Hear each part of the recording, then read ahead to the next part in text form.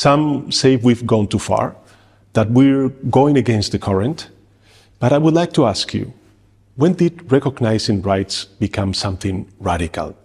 When did empathy become something exceptional? Spain is above all a welcoming country, and this is the path we choose: dignity, community, and justice. José, José, José. Hola, buenos días. Hola, Juan. Hola, Juan. Carajal en el Tarajal. Ya ha llegado el poeta. Ya estamos todos Crisis tranquilos. migratoria. Ay. ¿Qué está pasando, Juan? Migrantes. ¿Qué está pasando, Juan?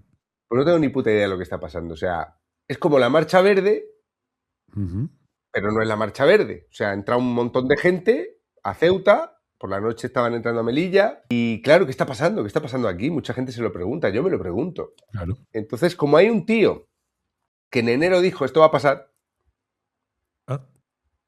pues lo he traído. No sé si te suena. ¿Quién es? Rubén Pulido. Sí me suena, sí. Qué maravilla. Pues con vosotros, Rubén Pulido, a ver si nos explica qué cojones está pasando aquí. Cuando comencé a utilizar la dinamita, yo también tenía fe en muchas cosas, en todas, pero he acabado creyendo solo en la dinamita. ¿Qué tal, Rubén? Buenas. ¿Qué tal, Juan? ¿Cómo van tus vacaciones?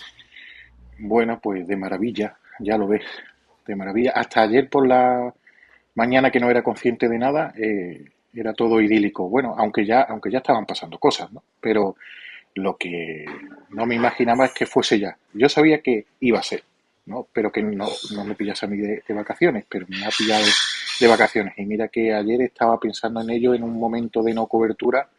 Digo, fíjate que si estoy yo disfrutando aquí y están invadiendo Ceuta en estos momentos, tal cual te lo digo, lo pensé, ¿eh? Cogí el móvil a mediodía y efectivamente, así ha sido. Pero, como te decía, tarde o temprano iba a suceder porque he estado todo el año viendo cómo se ha estado testeando la frontera ceutí.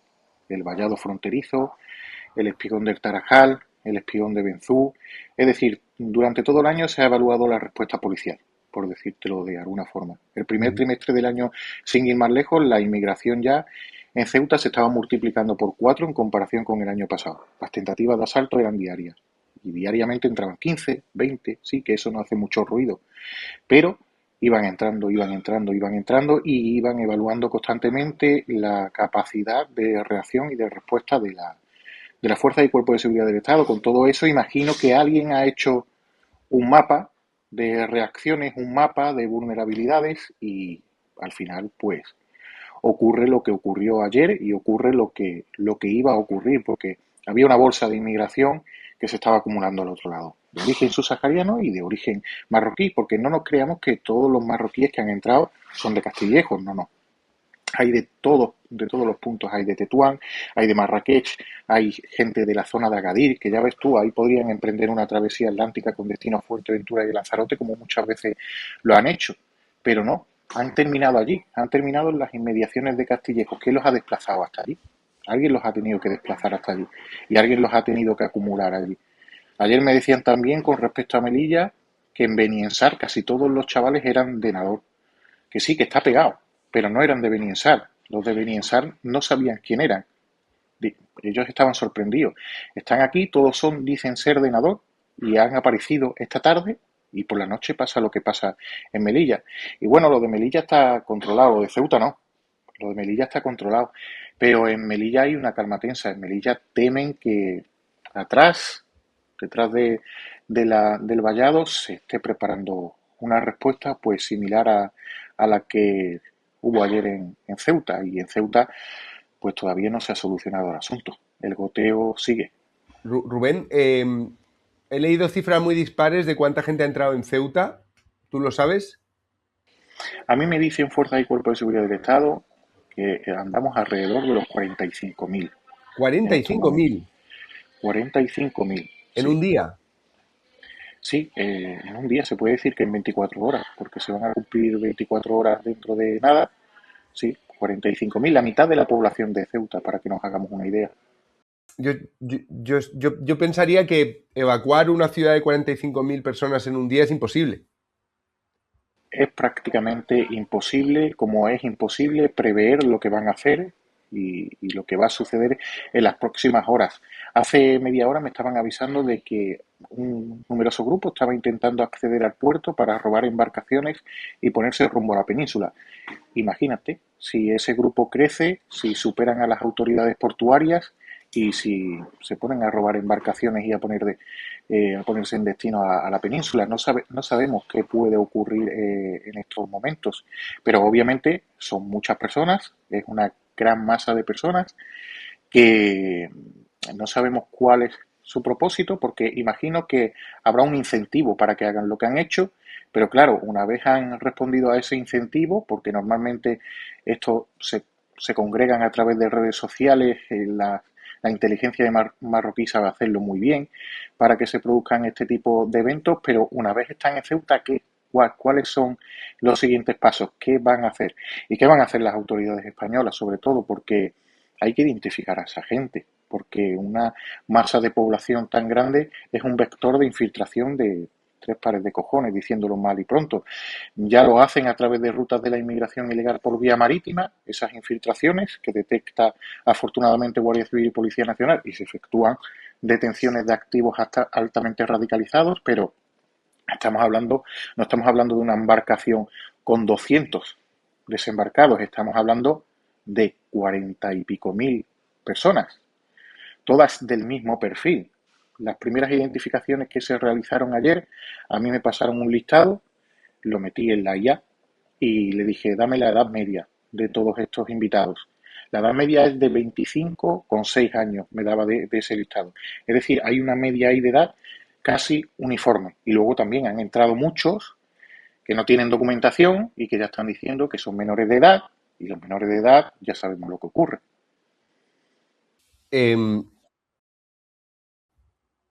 Me ha sorprendido la facilidad con la que han podido entrar, pero sobre todo me ha sorprendido que se estuviera congregando un número de personas de 45.000 personas, por ejemplo, en las inmediaciones de Ceuta, y que nuestros servicios de inteligencia no lo supieran o no hayan hecho nada. O sea, ¿cómo puede haber tanta gente al lado de Ceuta y que nadie haga sonar una alarma? Mira, los servicios de inteligencia seguramente que evaluaron la amenaza y transmitieron la amenaza. Eso es lo que me dicen a mí. Yo tengo un contacto fluido con gente conectada a los servicios de inteligencia y sé de buena tinta que ellos sabían lo que estaba sucediendo en los alrededores. Incluso hay coordenadas concretas dentro de la zona de Beliones, que es una zona boscosa, coordenadas concretas donde se les estaba incluso abasteciendo. Entonces, eso se sabía, eso lo sabía el Ministerio del Interior, porque todas las tentativas de asalto por el vallado fronterizo de un punto a otro punto, todas esas tentativas de entrada la Guardia Civil las estaba comunicando, también las estaba comunicando la Policía Nacional, también estaban comunicando las vulnerabilidades de ese vallado fronterizo y también comunicaron la situación complicada del espigón del Tarajal, que es por donde se han producido la mayoría de las entradas, porque después de las lluvias aquellas que tuvimos a principios de año, el espigón del Tarajal dejó asomar una leve lengua de tierra, ¿no? Que no era necesario tirarse al agua para bordear el espigón, sino que a través de esa lengua de tierra se podía acceder y las autoridades dijeron, oye, esto hay que cubrirlo o esto hay que quitarlo, no sabemos cómo lo vamos a hacer, pero un espigón fronterizo no puede presentar un acceso libre, sin vallar. Y así ha ocurrido, ese acceso, esa lengua de tierra es la que ha sido mayormente bordeada del espigón del Tarajal, pero en definitiva que se sabía igual que lo sé yo, igual que puse yo un empeño también en hallar esas coordenadas y es información que yo mismo he transmitido a las autoridades, que yo mismo he transmitido a la Guardia Civil. Yo con la Fuerza y Cuerpo de Seguridad del Estado tengo la inmensa fortuna de colaborar en algunas cuestiones con relación a la inmigración porque estoy infiltrado en muchos grupos de acción de esos traficantes. Entonces yo mismo también transmitía esas imágenes desde el aire, las coordenadas exactas. Oye, el grupo se concentra aquí en X. A principios de año he transmitido muchas imágenes de cómo esa bolsa de inmigración estaba actuando en los alrededores de la frontera ceutí. Es decir, no solo ha existido una comunicación interna a través de la cual yo he venido avisando y las autoridades han venido avisando, sino que yo la cuestión también la he hecho pública, que por eso ahora muchos sabéis que venía avisando de esta situación, ¿no? Entre crisis migratoria e invasión, esto que estamos viendo, ¿qué es? Hombre, esto es una invasión en toda regla. Se está invadiendo un territorio por la vía de la fuerza y con una masividad que no atiende a un flujo de inmigración irregular. ¿No? Esto no es inmigración ilegal, esto es la invasión de un territorio por la fuerza. Y la respuesta de un gobierno debe estar a ese nivel, que esa es otra cuestión. Porque si ahora el gobierno no responde como debería de responder, nos está diciendo dos cosas: o que es parte de todo esto, o que quiere regalar Ceuta, quiere regalar Melilla y le importa poco la territorialidad y la soberanía española, porque no le importa absolutamente nada, y esto le puede venir bien para muchas otras cuestiones. Pero alguien tiene que darnos una explicación, y si el gobierno no actúa en acuerdo con la ley y lleva a cabo una respuesta que esté al nivel de la amenaza que se ha detonado, pues puede sentar un precedente muy peligroso, porque en 2021 eran unos 10.000, en 2022 vivimos la tragedia de Melilla, y ahora estamos en 2026 y ya no son 10.000 ni son los 5.000 de Melilla, sino que estamos hablando de 40.000. El próximo capítulo, ¿de cuánto va a ser? ¿Del doble? ¿De 100? Vamos a ir multiplicando esa cifra de marroquíes hasta que supere la población de Ceuta y ya Ceuta no tenga capacidad de respuesta. Es que tenemos que actuar, porque tenemos que plantar una acción de fuerza que actúe como disuasión a un evento de igual magnitud o de superior magnitud. Y si España no reacciona ante esto de forma contundente y por la vía diplomática también, elevando ese tono diplomático, pues estamos enviando el mensaje de que no nos importa en absoluto que la gente invada nuestro territorio. Y eso no es únicamente un mensaje que capta Marruecos, ¿eh? Marruecos tiene socios, tiene aliados, luego hay otros países con intereses también sobre la soberanía española. Se puede entender de múltiples formas una ausencia de respuesta. La situación parece que España es un país descompuesto, ¿no? En el que pueden pasar estas cosas. O sea, la imagen que está dando hasta ahora fue muy gracioso, que ayer Álvarez se enfadó muchísimo y dijo que iba a llamar a consultas al embajador italiano por lo que había dicho Italia sobre el espacio Schengen. O sea, Sí. estaba entrando Marruecos en Ceuta y Álvarez estaba mirando para echarle la bronca a Italia por sus palabras intolerables. Sí, para los fachas, ¿no? Hay que cazar fachas, porque Marruecos es un socio estratégico, como dijo Marlaska después de lo que sucedió en el año 2022, que Marruecos era un socio estratégico. Y Marruecos es el país que nos ha llevado a esta situación. El país que viene extorsionando y chantajeando a España usando la inmigración. Si hay algún Estado fascista, algún Estado que maltrata a las personas, algún Estado que hace que las redes criminales sigan creciendo y tomando músculo al otro lado de las fronteras españolas, es Marruecos. Es Marruecos, porque Marruecos está utilizando constantemente la inmigración como un arma, donde el arma es la inmigración y los inmigrantes son la munición. Y lo hace de forma constante y reiterada. Y lo hace cuando todos estamos hablando de otros asuntos, porque, insisto, es que esto lleva ocurriendo desde principios de año, pero tampoco lleva ocurriendo desde principios de este año. Es que la situación de Ceuta nunca ha sido de calma. Es que el goteo siempre ha sido incesante, tanto en Ceuta como en Melilla.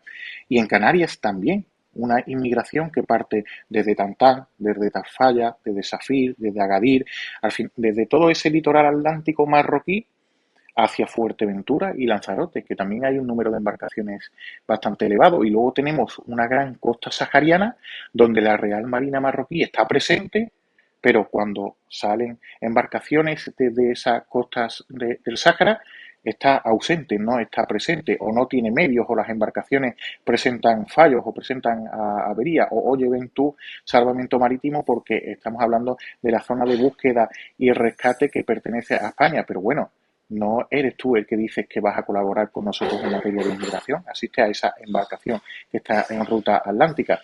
Al fin y al cabo, el comportamiento que ha tenido Marruecos a lo largo de todos estos años ha sido ese. Y luego, ¿cómo está combatiendo Marruecos su delicada situación a nivel penitenciario, que hablamos de más de 100.000 presos en estancias penitenciarias en Marruecos, más de 100.000 presos en situaciones de hacinamiento en muchos establecimientos penitenciarios. Se han llegado a filtrar incluso listas de funcionarios de prisiones ante las situaciones complejas que se están dando en esos centros penitenciarios. Pues bien, Marruecos decide combatir esa situación a través del indulto. En los últimos 7 años, casi 70.000 indultados, entre ellos 120 terroristas. Y le dices a la gente, esos terminan aquí. Y otros elevan el tono, los envía a Marruecos. Y estás conspirando, eso no es así, demuéstramelo. Mira, pues es muy fácil. Cuando una persona, un sujeto de estas características es amnistiado, es indultado y termina siendo puesto en libertad, tú no te puedes imaginar la vigilancia que hay sobre ese individuo. Lo que no vigilamos aquí, la multirreincidencia delictiva, allí lo multiplican por 10. Sobre ese individuo se establece una vigilancia diaria sobre él, sobre su entorno, sobre sus amigos, sobre sus familiares, identificaciones en cualquier control. Tu pasado te pesa como una losa, haya hecho lo que hayas hecho.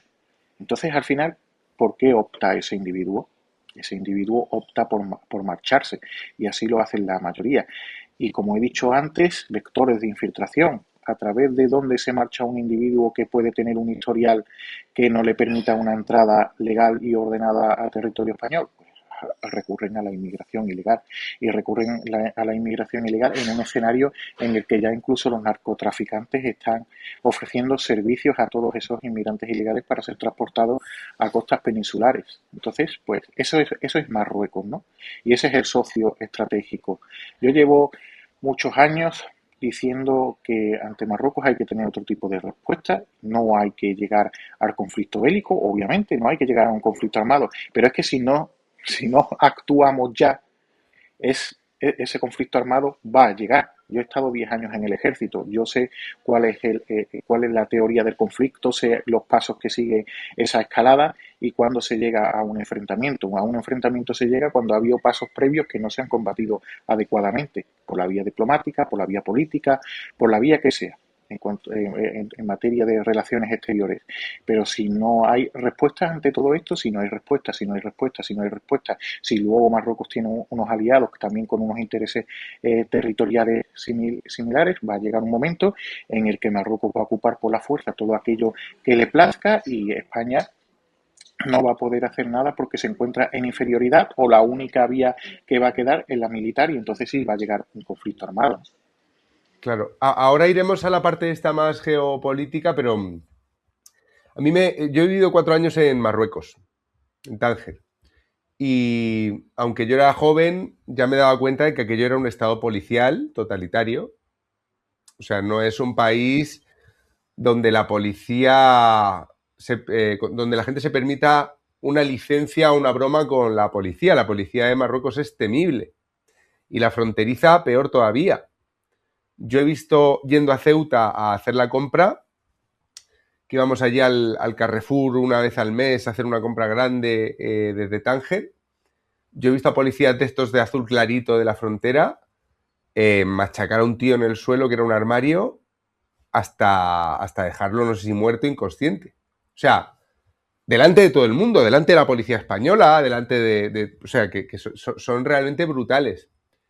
Los estados totalitarios se caracterizan normalmente por una cosa: mucha gente se quiere escapar de ellos y no pueden.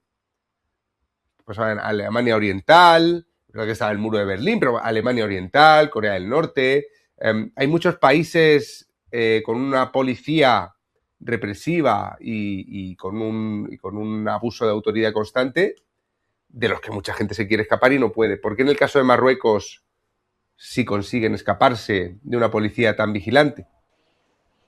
Pues porque la policía tiene instrucciones expresas de mirar hacia otro lado cuando suceda así, como ha sucedido en las últimas 24 horas y como ha sucedido en varias ocasiones, o bien a la policía se le paga, ¿no? Eso está ocurriendo constantemente, como te digo, en esa ruta atlántica e incluso en la zona norte de Marruecos, en esa bahía de Alucema.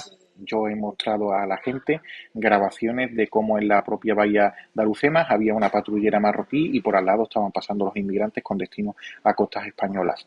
Es una dejación de funciones lo que permite que lleguemos a este punto, pero vamos, que no tengo ni la menor duda Y en cuanto a inmigración de otro volumen, lo que viene siendo la inmigración ilegal que vivimos constantemente, pues los sobornos están también a la orden del día, porque también hice público hace unos años unas grabaciones donde una autoridad marroquí así lo admitía, ¿no? Que ellos cogían el dinero y miraban hacia otro lado y las embarcaciones partían de Marruecos, y luego pues están esas indicaciones expresas que incentivan esa dejación de funciones, esas órdenes de instancias superiores que dicen, mira, si hoy ocurre un evento de estas características, no intervengas, porque si intervienes puedes tener serios problemas.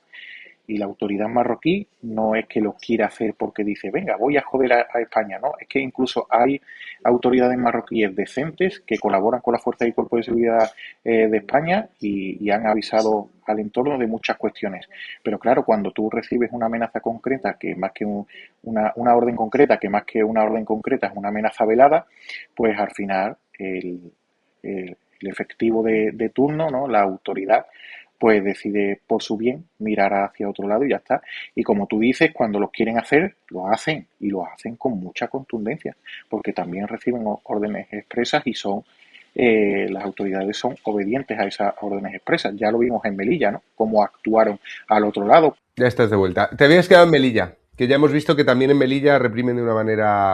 Claro, en Melilla, cuando se le dio la orden en 2022 de actuar contundentemente contra lo que estaba sucediendo, ya vimos las imágenes, la contundencia con la que actuaron. Hubo decenas de muertos, que todavía ese episodio está incluso por aclarar, igual que está por aclarar todo, igual que está por aclarar lo que sucedió en 2021, igual que está por aclarar todo el asunto de Pegasus, pues también este episodio que quedará por aclarar, y también en este episodio veremos cómo pasará el tiempo, pasarán los días y el gobierno será incapaz de arrojar luz a nivel cuantitativo y no conoceremos la cifra exacta de los inmigrantes que han entrado, porque en 2021 lo hizo así. En 2021 cerró el balance de inmigración ilegal a final de año y aquellas cifras quedaron pendientes de consolidar, porque decía el gobierno que la mayoría habían sido enviados de vuelta cuando no fue así.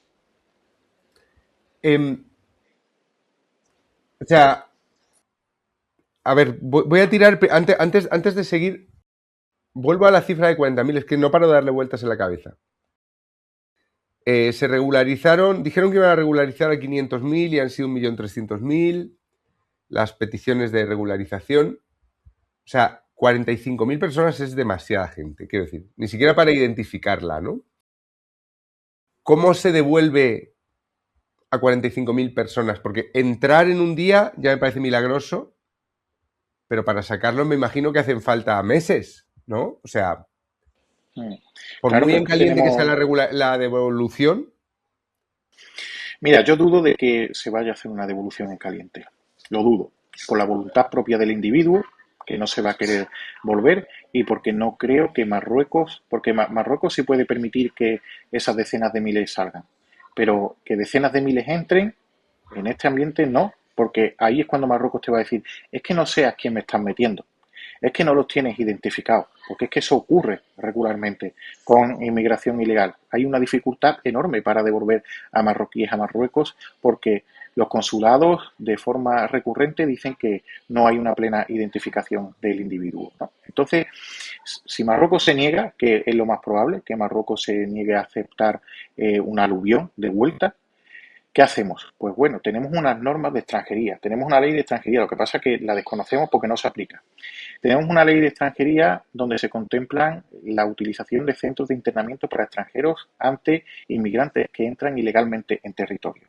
Esos centros de internamiento para extranjeros son centros de internamiento cerrado, donde el individuo puede estar hasta un periodo de 60 días. ¿Qué es lo que sucede ahora? Los centros de internamiento para extranjeros en estos momentos existen, están distribuidos a través de todo el territorio nacional, pero tienen una capacidad muy limitada.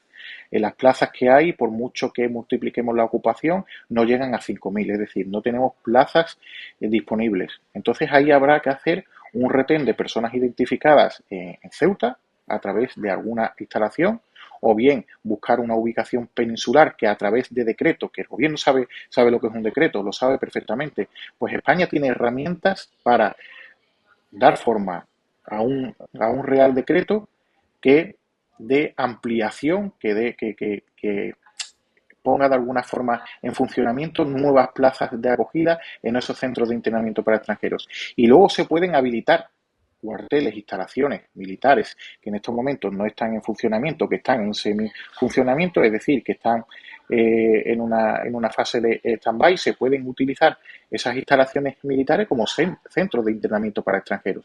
Lo están haciendo para la inmigración ilegal. Ya estamos viendo cómo inmigrantes ilegales están siendo acogidos en muchos acuartelamientos militares. Tenemos un ejemplo en Canarias que es el que más ha sonado en estas últimas semanas por la reciente visita del Papa a ese acuartelamiento. El Papa no fue a un centro de acogida, no, el Papa fue a una instalación militar reconvertida en un centro de acogida para dar cabida a más de 2.000 inmigrantes ilegales. Por los acuartelamientos militares o todas esas zonas del Estado pueden ser acondicionadas como centros de internamientos para extranjeros. Y esto también es una respuesta diplomática y una respuesta política. Es decir, tú estás enseñándole a Marruecos cómo coges a toda su población y la internas en centros de internamiento para extranjeros en acuerdo con las leyes españolas, porque así lo permiten. Y en esos centros de internamiento para extranjeros pueden estar, según la ley, si no hacemos una modificación, que también se puede hacer una modificación, según la ley actual pueden estar hasta 60 días. 60 días en los que las autoridades pueden identificar a estos individuos y pueden hacer una plena identificación de cada individuo. Y teniendo una plena identificación de cada individuo, ya puedes solicitar una admisión por ese país de origen de esa inmigración ilegal. Ya el extremo sería que no los aceptasen de vuelta de esta forma. Si no los aceptan de esta forma, pues como digo, tenemos un periodo, tenemos una ventana de 60 días que se puede ir ampliando. ¿De dónde sacamos los recursos económicos? Pues bueno, vamos a dejar de darle dinero a Marruecos porque no cumple con lo que se ha acordado, y esos cientos de millones de euros lo va a dejar de percibir Marruecos porque nosotros ya no vamos a externalizar el control de inmigración, no, nosotros vamos a hacer el control de la inmigración. Y no te vamos a dar ese dinero porque lo necesitamos para estos centros de internamientos y para ordenar lo que tú has desordenado, para ordenar la situación a la que tú nos has llevado. Eso sería una respuesta decente de un país que se hace respetar en cumplimiento, insisto, de la legislación actual, que no hay que hacer nada extraordinario. Lo único extraordinario que habría que hacer es un Real Decreto para ampliar la ocupación de esos CIES y un Real Decreto para habilitar acuartelamientos como centros de internamiento para extranjeros. Y se puede hacer, y se puede hacer, y se puede hacer pronto, y se puede hacer en las próximas semanas si el gobierno tiene voluntad de hacerlo. Y eso es lo que hay que hacer. Y tirar de los servicios de información, tanto de Guardia Civil como de Policía Nacional, para ver quién está en Ceuta, porque hablamos de una magnitud cuantitativa, pero detrás de esa magnitud cuantitativa, ¿qué hay? Porque en el episodio del año 2021 ya se detectó un grupo de yemeníes, que era bastante complejo, por decirlo suavemente, ese grupo de yemeníes. Y estábamos hablando de 10.000, ahora son 40.000. A ver qué hay ahí. Es que tenemos que saber qué hay ahí. No solo hay que mandar el ejército a Ceuta y a Melilla, hay que enviar a la Fuerza y Cuerpo de Seguridad del Estado y a aquellas unidades competentes en la identificación y en la valoración de amenazas, porque hay que valorar lo que hay allí. Hay que valorar si aquí se está utilizando también todo eso como vector de infiltración, porque, insisto, ya se hace a través de las rutas habituales de inmigración ilegal. En un evento de estas características, en un escenario de estas características, ese riesgo se eleva y el nivel de alerta antiterrorista igual hay que elevarlo a 5, que ya hace tiempo también que las autoridades vienen reclamándolo para responder también ante una situación de amenaza contra nuestra seguridad nacional, que se ha hablado en las últimas 24 horas de eso, pero yo la amenaza contra nuestra seguridad nacional no la veo desde la perspectiva de la amenaza territorial. Lo veo desde la perspectiva que te estoy detallando, porque tenemos unos antecedentes en estos últimos 3 años muy complicados. Tenemos 80 detenciones hace 2 años, 100 detenciones el año pasado, batiendo récord y cifras que no se veían desde el 11M, y tenemos un año, el actual, en el que ya según los balances de Interior, han tenido lugar más de medio centenar de detenciones por terrorismo yihadista en España. Cuando un juez ordena una detención por terrorismo yihadista es porque hay elementos suficientes. Y eso es indicador no únicamente de la buena actuación judicial y de la buena actuación de las fuerzas y cuerpos de seguridad del Estado, sino que es una imagen también del grado de amenaza ante el que estamos. Y ante ese grado de amenaza, insisto, no solo hablamos de responder militarmente o a nivel de control fronterizo, sino que tenemos que responder también a nivel de seguridad. Antes has mencionado una cosa, que es el dinero que le da España a Marruecos. Siempre resulta como gracioso de oír, porque en nuestra relación bilateral con Marruecos parece que el país fuerte es Marruecos y que España es el país débil, pero en cuanto a elementos fácticos, España es un país desarrollado que pasa un montón de dinero cada año a Marruecos. ¿Nos puedes detallar este dinero, cuánto es, a qué se destina, etcétera? Pues mira, este flujo de dinero son decenas de millones de euros cada año. Yo hace poco hice el cálculo desde que Sánchez está en el poder y andaba por los 300, 400 millones únicamente para cuestiones de inmigración, que yo escribí un artículo sobre eso, la estafa del bazar migratorio, donde cuantifico todo ese dinero únicamente para inmigración, para que Marruecos tenga una logística adecuada para controlar la inmigración y para que las autoridades marroquíes dedicadas al control de la inmigración estén bien pagadas y obviamente tengan un equipamiento adecuado a la función que tienen que realizar. Pero no sabemos qué está haciendo con Marruecos con ese dinero, porque el control de la inmigración brilla por su ausencia. Hace unos años nos decía el ministro de Exteriores marroquí que con la cuantía que España daba a Marruecos, Marruecos no tenía suficiente para controlar las bolsas de inmigración que tiene en su territorio. Bueno, pues yo a ese tipo de declaraciones igual le hubiese respondido, pues si no tienes suficiente, pues no te vamos a dar más, ¿no? Porque nunca vamos a llegar a satisfacer tus necesidades logísticas o económicas al respecto. Pero sí, estamos hablando de decenas de millones de euros cada año únicamente a inmigración. Y no solo hablamos de una dotación económica, sino que también hablamos de dotación logística, que en muchas ocasiones se han enviado vehículos para que las autoridades marroquíes que controlan la inmigración tengan unos vehículos adecuados. Es decir, los vehículos que no se renuevan en la Guardia Civil se renuevan en las fuerzas auxiliares marroquíes. Dotaciones económicas y logísticas. ¿Para qué? Para nada. Para no controlar nada. Es un dinero para control que no controla nada.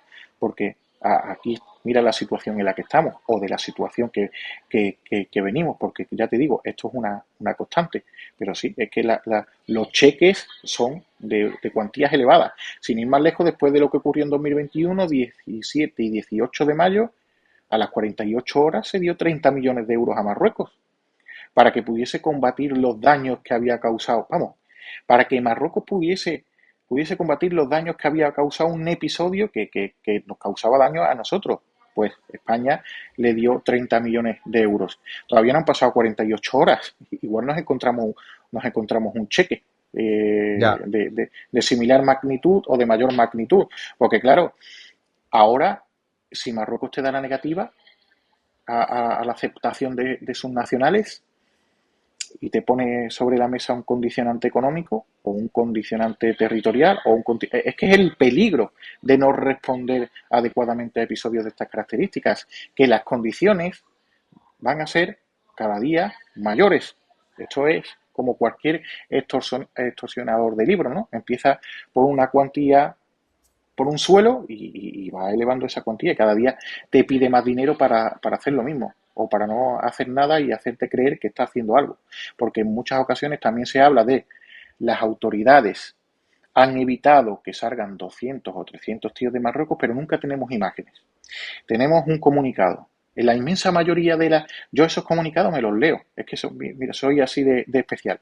Me leo la prensa marroquí, los comunicados marroquíes. Yo me los leo y nunca encuentro imágenes. Cuando España lleva a cabo una actuación contra la inmigración ilegal, yo veo imágenes. Yo veo imágenes de la Guardia Civil, de la Policía Nacional, de la masa de población que se ha detenido. Yo lo veo todo cristalino. Marruecos, yo nunca veo imágenes de esa masa que dice haber retenido y de esa operación que dice haber desarrollado. Claro, pero lo que te digo es que es gracioso que el país al que tú ayudas, el país más dependiente de los dos, sea el que tiene la sartén por el mango, porque nuestra relación con Marruecos siempre parece ser, en los últimos años, de aceptación y de sumisión. Sí, es una partida de ajedrez donde Marruecos siempre mueve el peón antes que España. Marruecos mueve peón y luego España actúa defensivamente. Ese es el rol que ocupa España en estos momentos en cuanto a relaciones con Marruecos. Yo tras lo de Melilla, en un medio de comunicación de Melilla que me entrevistó, lo dije, yo creo que España tiene que llevar a cabo otro tipo de triangulación geopolítica en el Magreb, porque tenemos un socio estratégico que tiene de todo menos estratégico.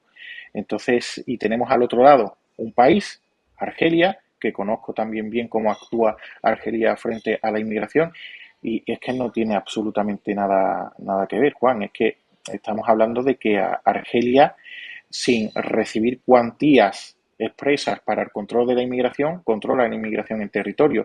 Es que la extensión de Argelia no tiene absolutamente nada que ver con la de Marruecos. Es que estamos hablando de 7 fronteras comunes con otros países africanos. Estamos hablando de bolsas de inmigración que no tienen absolutamente nada que ver con las que pasan por Marruecos. Y aún así, aquí a España no llega ni el 10% de todo lo que se mueve en cuanto a inmigración ilegal en territorio argelino. Y con el 10% estoy incluso exagerando porque la presión en Baleares ha subido. Bueno, vale. Pero es que han hecho siempre los deberes, sin pedir nada a cambio. Incluso en materia de colaboración policial, siempre han hecho los deberes. En el año 2020 se localiza a uno de los combatientes del Daesh más buscados a nivel europeo en pleno centro de Almería. Eso fue en abril de 2020, se detiene a Abdel Bari, de origen egipcio, porque las autoridades argelinas habían avisado de que Abdel Bari había huido a través de los canales de inmigración. La operación Arbac, que se desarrolla simultáneamente en Madrid y en Barcelona en el año 2021, donde se detienen a 5 terroristas argelinos, también esa operación Arbac al final llega a su culmen final porque las autoridades argelinas colaboraron. Tenemos ahí un aliado, eso sí es un socio estratégico que ha hecho los deberes y que encima a nivel geopolítico puede hacer un contrapeso con esas relaciones diplomáticas con Marruecos que nos pueden ser muy útiles. ¿Para qué nos vamos a engañar? Sin embargo, elegimos Marruecos. ¿Por qué elegimos Marruecos? ¿Por qué? Esa es la respuesta que hay que buscar. ¿Qué ocurrió, ¿no?, dentro de ese entorno Pegasus? ¿Qué está ocurriendo constantemente alrededor de Pedro Sánchez y alrededor de esas relaciones con Marruecos? ¿Por qué cuando Marlaska habla sobre Marruecos tartamudea? ¿Por qué se pone nervioso? ¿Por qué pestañea en exceso? Fíjense cuando Marlaska hable de episodios relativos a Marruecos, en cuál es el lenguaje no verbal de Marlaska, porque ahí se pueden ver muchas cosas. Hombre, aquí lo de lo personal es político. En el caso de las relaciones de España con Marruecos, pues en el elemento por lo menos de la inducción o de la suposición tiene mucho peso, ¿no? O sea, ¿qué tiene personal Marruecos de miembros del gobierno para poder manejarlos como si fueran muñecos? ¿Se sabe algo de lo que sacó Pegasus? Algo tiene. Pues mira, te voy a decir algo que no le he contado a nadie públicamente. Estoy escribiendo un libro sobre todo eso. Y creo que va a salir a principios de año, porque tengo que entregarlo en unos meses, sobre todo el asunto de Pegasus. ¿Qué sabemos? Pues sabemos que la operación de espionaje existió. Lo sabemos. Hay muchos indicios. Hay muchos indicios y no únicamente de operaciones que giran en torno a Marruecos, sino operaciones que giran en torno a otros estados aliados de Marruecos que coinciden plenamente con actuaciones del gobierno, ¿no? Eso es lo que vengo documentando en el último año y pico y es lo que estoy trasladando a un libro que ya te digo, yo creo que a principios del próximo año lo tendremos y ahí documento pues documento todos esos movimientos de Marruecos y todos esos movimientos de estados aliados de Marruecos que condicionan en algunos momentos las políticas españolas. Entonces, la operación de espionaje existió. ¿Qué información sacó de esa operación de espionaje en Marruecos? Bueno, pues eso es lo que desconocemos. ¿Ha habido otras operaciones de espionaje que desconocemos? Pues quizá también la operación de espionaje haya continuado, porque hay también indicios que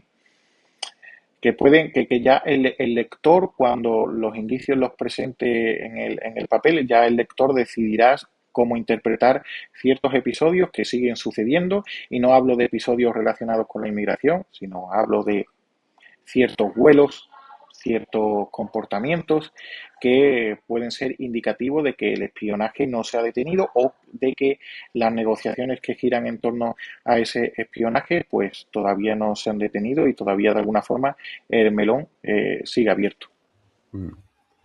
Pues lo leeremos y lo presentaremos, tu libro. Han pasado cosas antes de este asalto a Ceuta y Melilla. Una fue que Trump anunció Orondo que le hacían una autopista por el Sáhara. Marruecos ha querido tener ese detalle con el presidente aliado del país aliado. Y España ha llegado a un acuerdo con Argelia. Estos han sido dos hechos que han sucedido justo antes. ¿Esto tiene que ver con el timing, con que haya pasado ahora lo de Ceuta, tú crees? Mira, eso puede tener que ver si lo que ha ocurrido de alguna forma lo ha detonado únicamente y exclusivamente Marruecos como respuesta diplomática. Ahora tenemos que ver el trasfondo de los hechos, ¿no? Tenemos que ver por qué ha ocurrido esto, si ha sido únicamente porque Marruecos ha querido detonar una respuesta diplomática, o si es que se ha buscado esta respuesta diplomática por parte de Marruecos, conociendo cómo actúa Marruecos frente a ese tipo de visitas o a ese tipo de acercamientos diplomáticos. ¿Por qué digo esto? Pues digo esto porque hace un par de meses, Álvarez estuvo en Argelia.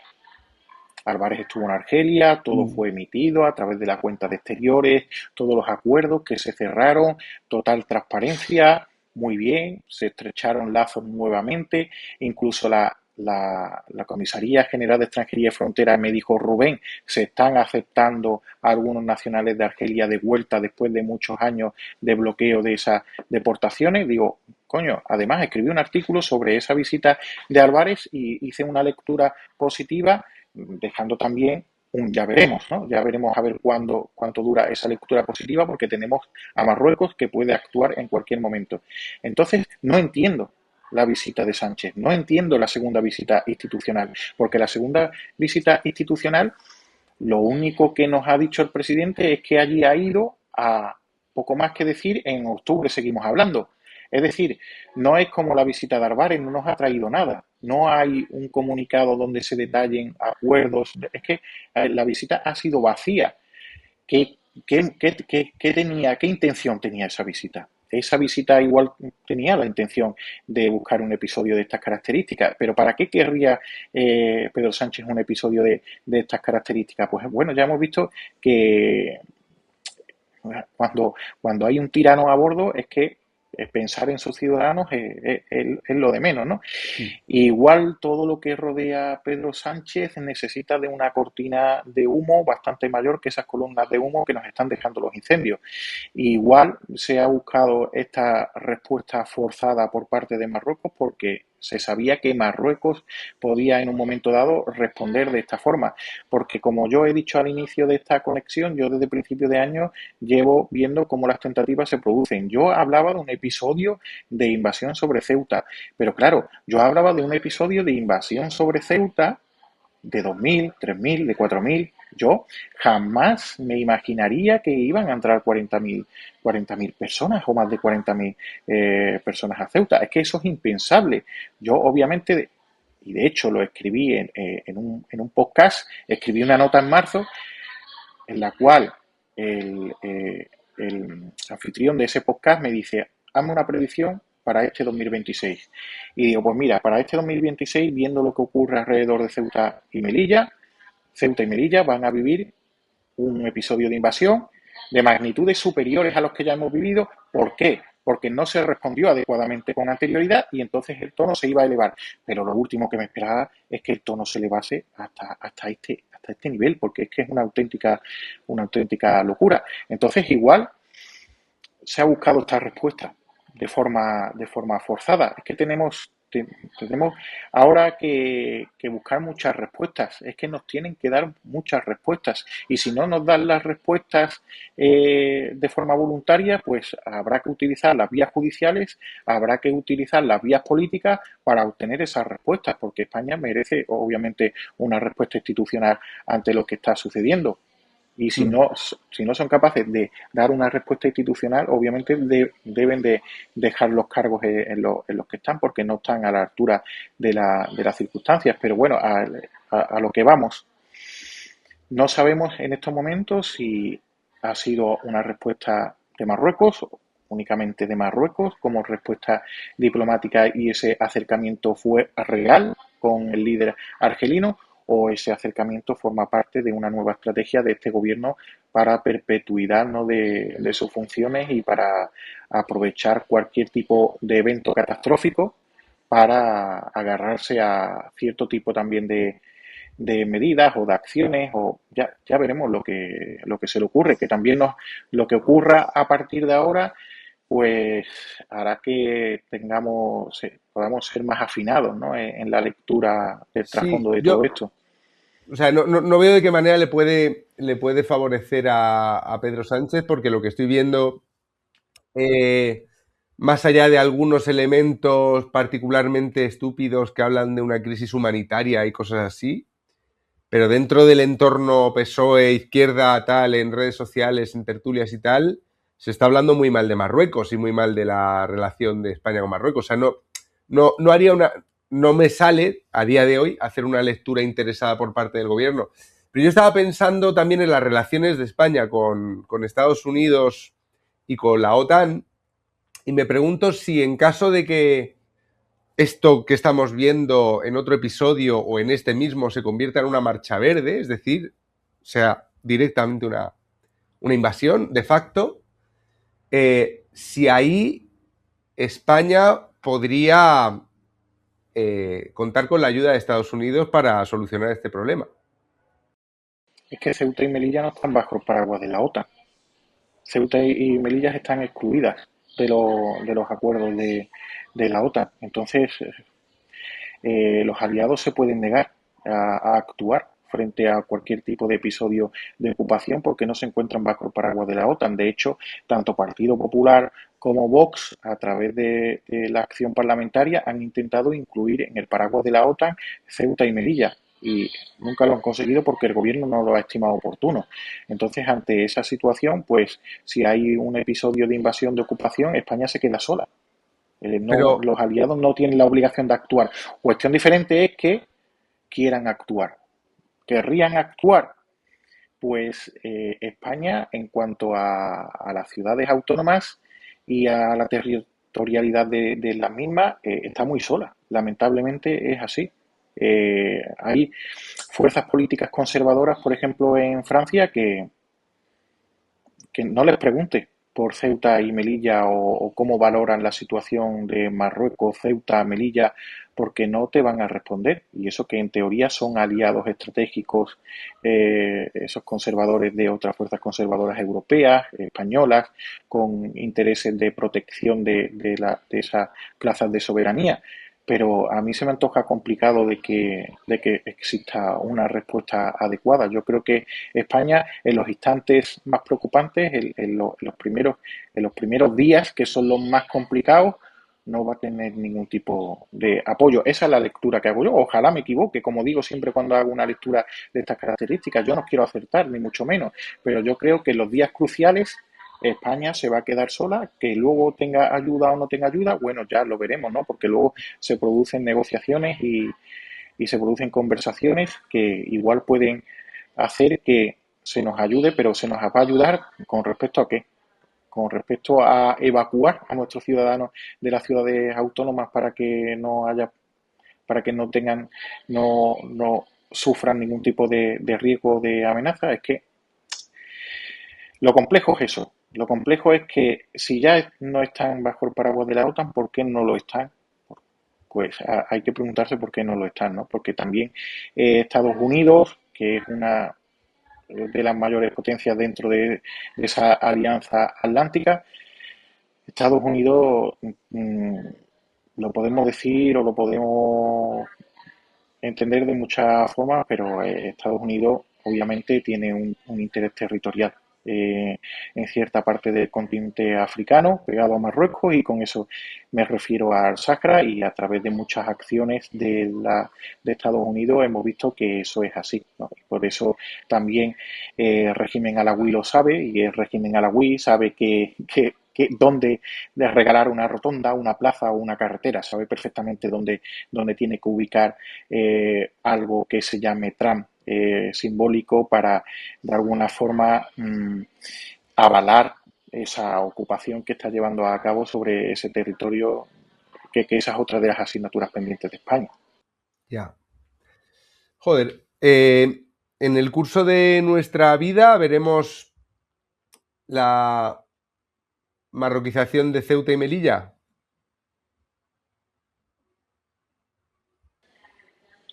Bueno, la marroquización de Ceuta y Melilla, poco a poco, es que, mira, cuando hay Digo un la régimen pérdida de totalitario las ciudades que autónomas. tiene años por delante, claro, yo creo que sí, por eso mismo, porque es que la población de origen marroquí, tanto en Ceuta como en Melilla, cada día es mayor. Esto es INE, esto no es ningún tipo de teoría de la conspiración.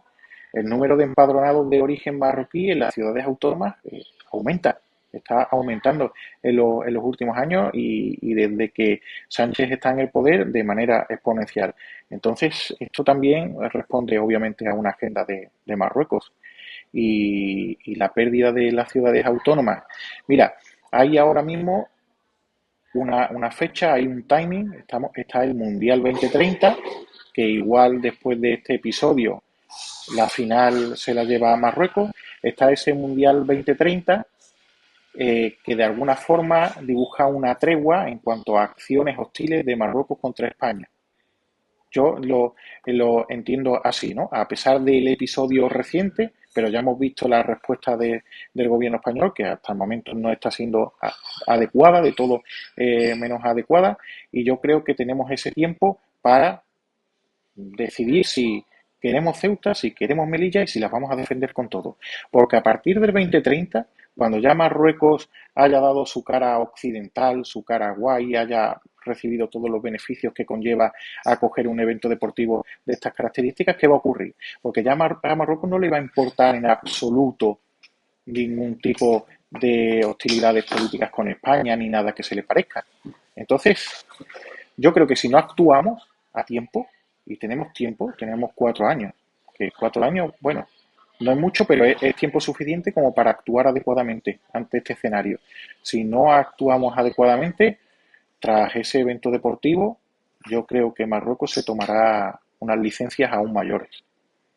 Y no lo preveo únicamente yo, lo ha dicho también un periodista versado en este tipo de asuntos como Ignacio Zembrero. También él ha dicho que después del 2030, si no hay una respuesta frente a todo este ciclo de hostilidades, Marruecos ya puede cogernos el hombro, la cabeza y lo que quiera, porque ya le hemos dado la mano, el brazo, y se lo hemos dado todo. Ahora te voy a hacer una pregunta políticamente muy incorrecta. Dada la situación actual, ¿a España puede que le interese ceder Ceuta y Melilla? Sí, que yo creo que a España no le conviene en absoluto. No le conviene en absoluto, porque igual que en el ámbito judicial está la jurisprudencia, en el ámbito de la geopolítica, ceder un territorio pues también tiene un precio. También tiene un precio. Ya te digo que no solo puede hacer una lectura de esa cesión Marruecos, sino que puede hacer una lectura de una cesión de esas características cualquier tipo de Estado que tenga intereses territoriales que sean perjudiciales para España. Tenemos ahí a Reino Unido, tenemos, como he dicho anteriormente, a Estados Unidos, a España. Por muy compleja que sea la situación, en estos momentos lo que menos le conviene es ceder territorio, es ceder esas plazas de soberanía, porque entonces ya al final Marruecos cumple con lo que quería, ¿no? Cumple con su propósito. No podemos regalar el propósito, porque luego que viene.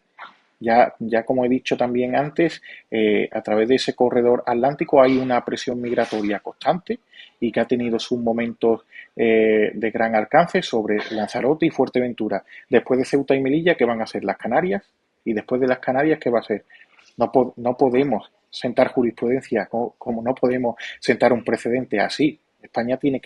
Lo que tiene que hacer España es defender Ceuta y Melilla, aumentar la presencia militar allí, aumentar la presencia policial, porque estamos hablando de más de 150.000 efectivos. Vamos a dejar de dedicar tantos efectivos a la vigilancia política y vamos a dedicarlos un poco más a la vigilancia de nuestras fronteras, ¿no? Que es lo necesario ahora. Y si hay que crear unidades específicas, se crean unidades específicas, porque unidades específicas se han creado cuando al gobierno también le ha venido en gana, cuando al Ministerio del Interior le ha parecido bien, igual que las ha eliminado cuando también le ha parecido bien, ¿no?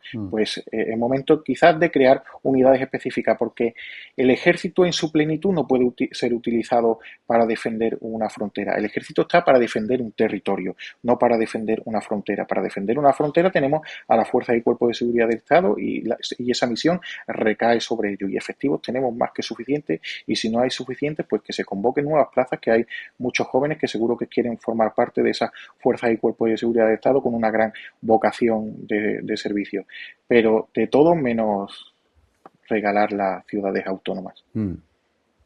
¿Qué sabes de la situación esta noche en Ceuta, por ejemplo? ¿Qué te han ido contando? La gente los ceutíes, ¿cómo está la cosa por allí? Bueno, pues diciéndolo suave, ha habido comportamientos inadecuados de forma reiterativa. Ha habido intentos de ocupación de vivienda, como te digo, ha habido intentos también de terminar en ese puerto marítimo de Ceuta, ha habido enfrentamientos, ha habido intercambios verbales elevados. La situación ha sido muy tensa, muy tensa. Muy tensa, pero como todo, la opacidad es tremenda. A mí las fuerzas y cuerpos de seguridad del Estado lo que me dicen es que porque han ido todos a una, porque están muy unidos, porque los que estaban con el pijama en su casa han salido y están ayudando, y porque han hecho piñas entre ellos y con ayuda también de esas patrullas militares que hay en estos momentos en la ciudad autónoma, y se ha intentado controlar cualquier tipo de conato de violencia entre marroquíes y ceutíes, que se debería de haber hecho de forma simultánea ese control de enfrentamientos o de controlar con actos de violencia y el de vigilancia fronteriza, porque lo que ocurre es que las entradas se siguen produciendo. Antes de conectar, seguían entrando, y el gobierno no está controlando la situación fronteriza en absoluto. Ya. Hay una información que nunca he visto y que no sé si está disponible, pero dada la situación de Ceuta y de Melilla, ¿cuántos ceutíes y melillenses están yendo a vivir a la península en los últimos años? ¿Está habiendo gente que diga paso a vivir aquí y se venga a la península, o la situación o el arraigo es tan fuerte que dicen aquí a las duras y a las maduras? Bueno, es parte del ceutí de toda la vida. Sí que algunos abandonos se han producido, pero no es algo que podamos decir que es notable. Es decir, obviamente hay gente que se ha ido de allí porque ha empezado a sentirse incómoda, pero no estamos hablando de un flujo de personas considerable, ¿no? Y luego las personas que residen allí, porque aquella es su residencia administrativa, porque trabajan allí, es que los condicionantes económicos son muy positivos. Es que estamos hablando de la mitad del IRPF, estamos hablando de muchas cuestiones económicas de fondo en cuanto también a salarios. Los funcionarios cobran también bastante más tanto en Ceuta como en Melilla, pues al final son unas condiciones económicas que, pese a lo que suceda, te hace quedarte allí. Igual si esas condiciones económicas no existiesen, sí que no estarían allí. Eso también te lo puedo decir, porque eso sí que me lo han hecho saber, incluso gente de la Policía Nacional. Mira, si yo aquí no estuviese cobrando X dinero en comparación con lo que cobra un policía en Madrid, yo no estaría aquí. El de Melilla estaría en Málaga y el de Ceuta estaría en Cádiz, bastante más cómodo. Ya. Bueno, Pues yo creo que es el momento de dejar que José te haga un par de preguntas, que siempre es él el que cierra estas entrevistas, dándole la vuelta a todo. Así que, José. Nada, Rubén. Muy rápido. He estado viendo imágenes y he visto imágenes de madrugada, ya con el ejército en el puesto fronterizo de Ceuta, que está la Guardia Civil, el ejército, pero está la puerta abierta y siguen entrando. O sea, ya no es como las imágenes que vimos por la mañana de, digamos, una avalancha o algo incontrolable, sino que ahora parece que hay fuerzas de seguridad suficientes y por una puerta normal, estrecha, están entrando como en goteo, ¿no? Pues 2, 6, pero siguen pasando sin ningún problema. Claro, esto a las 4 de la mañana y, como digo, ya con el ejército ahí. Y luego también esta mañana publicaba Olmo. Se supone que hay un montón de jóvenes dirigiéndose a Ceuta y Melilla por todo Marruecos, ¿no? Como que ahora sí hay información de cuerpos de seguridad que están diciendo eso. Sí. Si tú ves estas imágenes del ejército y bueno, lo puedo compartir incluso. Sí, no. A ver, al final los agentes de la Policía Nacional, de la Guardia Civil y más aún los efectivos militares, ellos cumplen órdenes. Y alguien les ha debido dar la orden de que en estos momentos no se actúe por X motivos. La autoridad competente, la que esté al mando, habrá dado una directriz y ellos lo que están cumpliendo pues son esas órdenes. Entonces, lo que tenemos que saber, lo que tienen que decirnos es por qué se están cumpliendo esas órdenes, por qué no se cierran y se bloquean ya las fronteras. Es que al final la falta de explicaciones y la falta de transparencia nos deja lugar a múltiples interpretaciones y no nos deja únicamente lugar a múltiples interpretaciones, sino que nos da lugar también a cierto tipo de animadversión contra esos agentes que están permitiendo el paso, pero no permiten el paso a esos agentes. El que permite el paso es el que haya dado las indicaciones de que se permita ese paso. Yo muchas veces lo he dicho, está la policía y están los policías.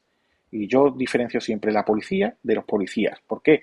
Porque desafortunadamente tenemos mandos policiales que obedecen a instrucciones políticas. Y es así. Y así me lo han admitido incluso ciertos mandos policiales que están hasta arriba de todo. Alguien ha dado la orden expresa de que se permita que la gente siga entrando y siguen desplazándose hacia la zona de Castillejo, hacia Ceuta. Solo hay que coger de Tetuán a Castillejos en Google, de cualquier punto de Marruecos a Castillejos y hacer la vista previa del recorrido y ver cómo están las carreteras. Hay muchas retenciones y el acceso a Castillejos está totalmente bloqueado. Está en rojo, ¿no? Cuando hacemos una ruta y vemos en rojo, pues busca una ruta alternativa. Pero es que rutas alternativas que no sean rojas hacia Castillejos no hay. Es decir, se están produciendo movimientos.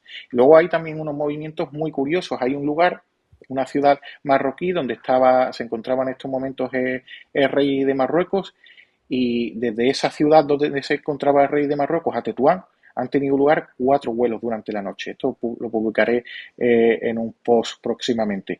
4 vuelos militares. Bueno, también ante esta situación España debe de preguntarle a Marruecos qué significan este tipo de movimientos. Desde la residencia donde estaba el monarca hacia Tetuán, 4 vuelos militares en la noche. ¿A qué responde este tipo de situaciones? Insisto, como decía al principio, si esto lo puedo ver yo, ellos también lo pueden ver.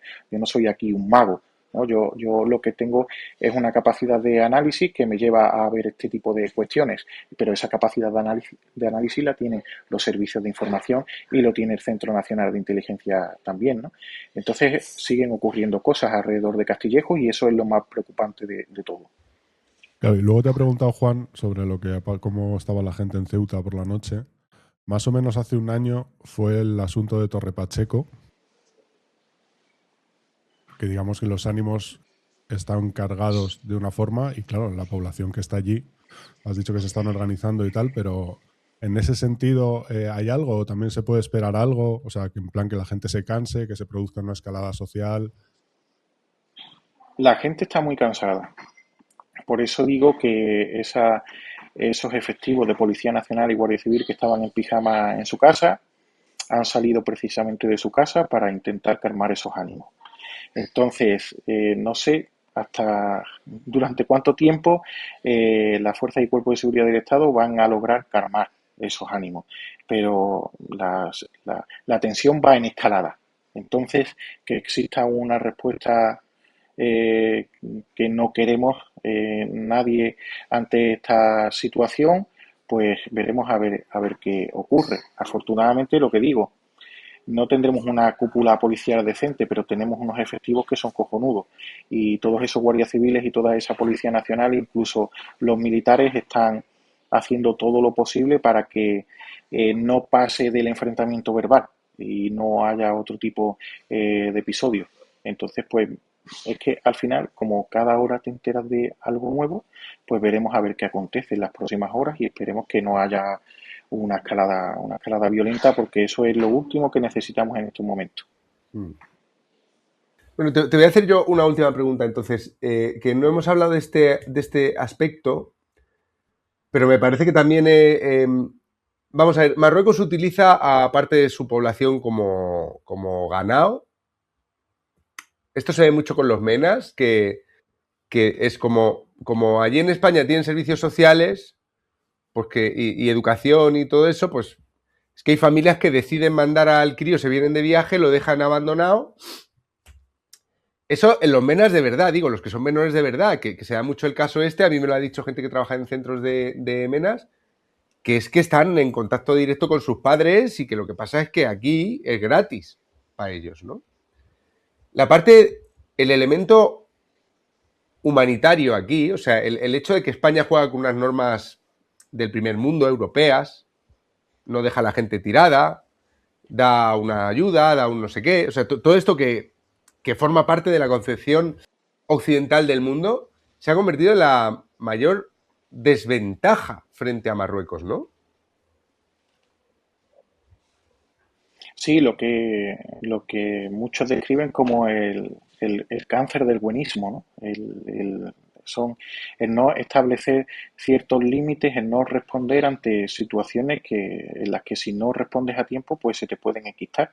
Y eso es lo que está pasando con los menores extranjeros no acompañados. Absolutamente. Es que estamos ampliando capacidades de acogida constantemente. Cada día más plazas, más plazas, más plazas, más plazas. ¿Dónde está el límite? ¿Dónde está el límite del buenismo? Es que si no ponemos límites, si no ponemos puertas al campo, es que al final aquí todo vale, ¿no? Y incluso el fraude de ley en torno a la propia ley de extranjería también es válido. Ellos saben absolutamente todas las puertas traseras y son puertas traseras por las que entran a nivel legislativo de forma constante, porque España no está cerrando esas puertas traseras. Obviamente lo que tiene que hacer España es cerrar esas puertas traseras, pero es que cada movimiento legislativo que abre una nueva puerta trasera se transmite allí a una velocidad de vértigo. Es que las redes sociales, cuando aconteció aquella regularización masiva, cuando se ejecutó al final la planificación, el plan de Sánchez de regularizar a todos esos inmigrantes, esa noticia corrió como la pólvora. La sentencia reciente del Tribunal Supremo, por eso Ceuta viene atravesando una situación compleja en las últimas semanas, que eso corrió como la pólvora. Entonces, es que no hay una voluntad, no existe una voluntad de atajar este problema. Por mucho que el gobierno quiera decir, no, intentamos luchar con... No intentáis absolutamente nada. Bueno, pero que al fin y al cabo, y en resumidas cuentas, es que el gobierno, lejos de legislar para que haya un efecto disuasorio dentro de todo esto, lo que hace es legislar para que haya más incentivos todavía. Y esos incentivos, como explicaba, corren por todo el continente africano a la velocidad de la luz. Es que yo he visto incluso declaraciones institucionales de políticos españoles subtitulados, incluso doblados con IA, con inteligencia artificial. Bueno, pues Rubén, muchísimas gracias por venir a aclararnos este caos, esta maraña, esta niebla, ¿no? Que estamos viendo imágenes, que se dicen muchas cosas contradictorias, creo que ha sido muy, muy claro. Y nada, deseando leer tu libro. Cuando lo tengas publicado me lo mandas y hablaremos aquí de Pegasus, todo lo que haga falta. Perfecto. Pues nada, yo que te lo agradezco, ¿no? Que escribir de estas cuestiones a veces es complejo. Pues nada, un abrazo, querido. Abrazo fuerte, Juan. Un abrazo.